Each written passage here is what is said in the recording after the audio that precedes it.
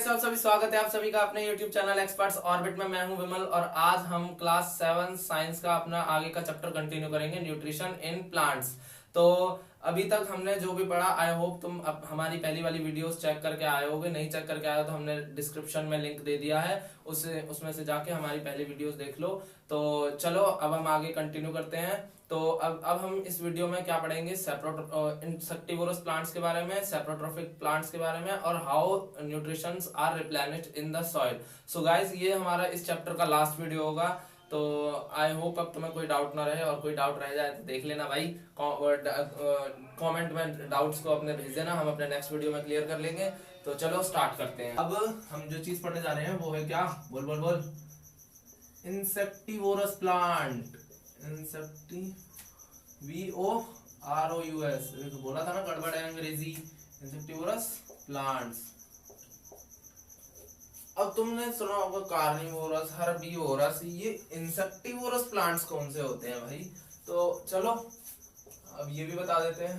Insect eating plants are called what, insectivorous plant. समझे, insectivorous plants. समझ गए ना, क्या डेफिनेशन पढ़ के समझ गए होगे कि इंसेक्ट ईटिंग प्लांट्स को ही क्या बोला जाता है, इंसेक्टिवोरस प्लांट्स। और इसका मैं तुम्हें एक एग्जांपल दे दूं कि तुम्हें पिक्चर शो हो रही होगी शायद, किसकी, यहाँ पे एक पिक्चर प्लांट की। तो वो जो क्या होता है, पिक्चर प्लांट क्या होता है, तो पिक्चर प्लांट कुछ मतलब इस तरीके का प्लांट होता है जिसका माउथ ओपन रहता है ऑल टाइम तो नहीं, मतलब ओपन रहता है, और उसके हेयर लाइक प्रोजेक्शंस अंदर की तरफ होते हैं। मतलब यहाँ पे उसके क्या होते हैं, हेयर लाइक प्रोजेक्शन होते हैं। एक जग लाइक स्ट्रक्चर होता है पूरा प्लांट, और उसके यहाँ पे क्या लगे होते हैं, हेयर लगे होते हैं इनसाइड। तो वो क्या किस लिए होते हैं, या फिर ऐसे मतलब बाहर की तरफ एक दांत टाइप लगे होते हैं, तुम ऐसा कह सकते हो। तो चाहे तुम लोगों ने कई कार्टून सीरीज में भी देखा हो, तो क्या होता है कि जैसे ही इंसेक्ट यहाँ पे आके बैठता है तो वो क्या होता है, ट्रैप कर लेता है उसको। मतलब माउथ क्या हो जाता है, जैसे ही इंसेक्ट आके इसके टॉप पर बैठा तो वो उसको क्या कर लेता है, ट्रैप कर लेता है, और वो हेयर लाइक प्रोजेक्शन में एंटेंगल हो गया। एंटेंगल मतलब फंस जाना, मतलब उसमें उलझ जाता है और वो उसी के अंदर रह जाता है। और जो प्लांट के अंदर के डाइजेस्टिव जूसेस होते हैं, मतलब जो जैसे हमारे पेट के अंदर क्या होता है, डाइजेस्टिव जूस होते हैं जो क्या करते हैं, खाने को पचा लेते हैं। तो इसके अंदर भी क्या होते हैं, डाइजेस्टिव जूस होते हैं। तो वो क्या कर लेते हैं, इस पूरे इंसेक्ट को मतलब निगल जाते हैं और पचा लेते हैं। तो इंसेक्टिवोरस प्लांट्स मेरे हिसाब से मैंने लिखवा दिया है, तो तुम्हें ये समझ में आ गया होगा। नोट कर लो जल्दी से, फटाफट वीडियो पॉज करके फटाफट करो जल्दी। नोट कर लिया, तो चलो आगे बढ़ते हैं। अब हम एक और चीज पढ़ते हैं। क्या, बोल बोल बोल, क्या पढ़ेंगे अब हम पढ़ेंगे किसके बारे में, सेप्रोट्रोफिक मोड ऑफ न्यूट्रिशन के बारे में। समझे, एक नया मोड ऑफ न्यूट्रिशन। क्या, सेप्रोट्रोफिक मोड ऑफ न्यूट्रिशन। समझ गए ना, अरे समझ ही गए होगे, सेप्रोट्रोफिक मोड ऑफ न्यूट्रिशन। तो चलो स्टार्ट ही कर लेते हैं direct. It is the mode of nutrition in which organisms take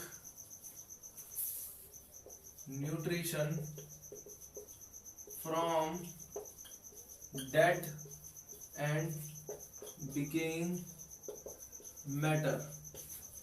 समझ गए ना, इस type of mode of nutrition में क्या होता है कि ऑर्गेनिज्म क्या होता है, डेड एंड डिके, मतलब या तो मरे हुए या फिर जो मतलब खराब हो रहे हैं उनसे क्या लेता है, न्यूट्रिशन लेता है। तो इसका एक एग्जांपल होता है फंगी। फंगी क्या करता है, ब्रेड के ऊपर लग जाता है। तो मैंने देखा होगा फंगस जो होता है, जैसे तुम नॉर्मल लाइफ में बोलते होगे कुछ भी, तो फंगी जो होती है वो क्या होती है, ब्रेड के ऊपर लग के उससे क्या करती है, न्यूट्रिशन लेती है। ऐसे क्या होता है, बैक्टीरिया होता है। बैक्टीरिया क्या करते हैं, किसी डेड बॉडी के ऊपर आते हैं मतलब, और उससे क्या करते हैं, न्यूट्रिशन गेन करते हैं। तो the organism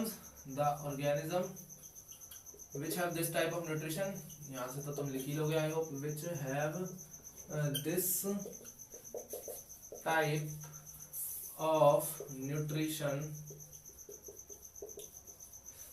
is are called saprotrophs, are called saprotrophs। तो जिनके पास इस टाइप का वो होता है, क्या होता है, बोल बोल बोल, जिसके पास इस टाइप का वो होता है, इस टाइप का मोड ऑफ न्यूट्रिशन होता है, उन्हें हम क्या बोलते हैं, सेप्रोट्रोफिक मोड ऑफ न्यूट्रिशन। मतलब क्या कि ये सड़ी गली चीजों से या फिर मरी हुई चीजों से कहा क्या गेन करते हैं, न्यूट्रिशन गेन करते हैं। नोट करो जल्दी, वीडियो को पॉज करके फटाफट नोट करो, जल्दी करो जल्दी। हाँ भाई नोट कर लिया, तो चलो आगे बढ़ते हैं। चलो चलो चलो चैप्टर खत्म करने लगते हैं अब जल्दी जल्दी। तुमको भी भागने की पड़ रही होगी, क्योंकि मुझे पता है तुम लोगों का कंसंट्रेशन पावर इतना नहीं है या फोकस इतना नहीं है, ऐसा कह सकते हैं, जो तुम इतना बैठ सको। तो चलो आगे बढ़ते हैं। आगे क्या है, आगे हम पढ़ते हैं किसके बारे में, सिम्बायोसिस के बारे में। Symbiosis, symbiosis.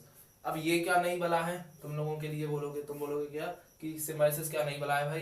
तो सिम्बायोसिस क्या होता है कि ये क्या होता है, सम ऑर्गेनिजम्स लिव टुगेदर। मतलब क्या कि some organisms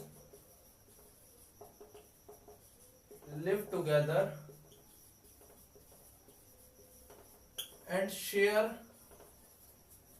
shelter and nutrients,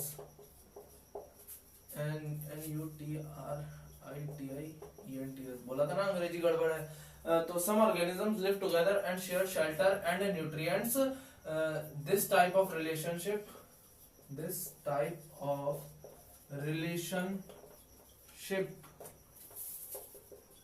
is called, ये रिलेशनशिप है पूरा, relationship is called symbiosis, symbiosis. अब देखो, some organisms live together and share shelter and nutrients. This type of nutrition is called symbiosis. मतलब क्या कि कुछ ऐसे मतलब प्लांट्स या फिर हो सकता है ऐसे दोनों प्लांट्स होते हैं, क्या होते हैं, अब एक को जरूरत है दूसरे ने पूरी करी, और तेरे को जरूरत है तो मैंने पूरी करी। तो यही चीज इनमें होती है प्लांट्स में, क्या कि जैसे मान लो अब एक प्लांट है और एक फंगस है, तो फंगस क्या करता है, प्लांट की रूट्स में बैठ के रूट्स से मतलब ग्राउंड से क्या करता है, वाटर सब करके प्लांट को देता है, और बदले में प्लांट क्या देता है, शेल्टर और न्यूट्रिएंट्स देता है, किसको, फंगस को। तो इससे दोनों का काम चल जाता है। तो इस टाइप ऑफ रिलेशनशिप को क्या बोलते हैं, सिम्बायोसिस। जैसे दोस्ती में होता है, क्या करते हो तुम लोग, करते रहते हो ना कि तेरे को जरूरत है तो मैंने दे दिया, अब मुझे जरूरत है तो तू मुझे वापस दे दे। तो ऐसे ही इनमें होता है। तो जल्दी से नोट करो सिम्बायोसिस क्या होता है। चलिए गाइस अब आगे चलते हैं। तो हमने अभी तक सेप्रोट्रोफ्स के बारे में पढ़ लिया, अब हम आगे एक कुछ नई चीज के बारे में पढ़ते हैं कि how nutrients are replenished in the soil.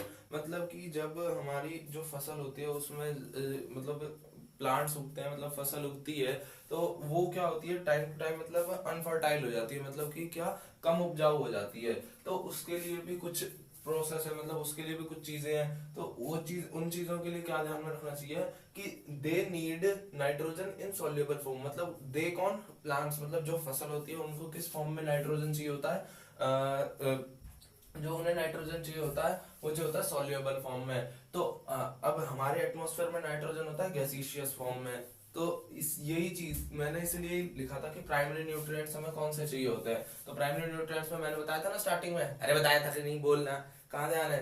तो प्राइमरी न्यूट्रिएंट्स में मैंने बताया था कि कौन कौन से बताए थे, एक फास्फोरस, एक पोटेशियम और एक नाइट्रोजन। तो नाइट्रोजन यहाँ पे किस रूप में चाहिए होता है ना, सॉल्युबल फॉर्म में। फिर अगला आता है कि फार्मर्स स्प्रेड मैन्योर और फर्टिलाइजर्स इन द फील्ड।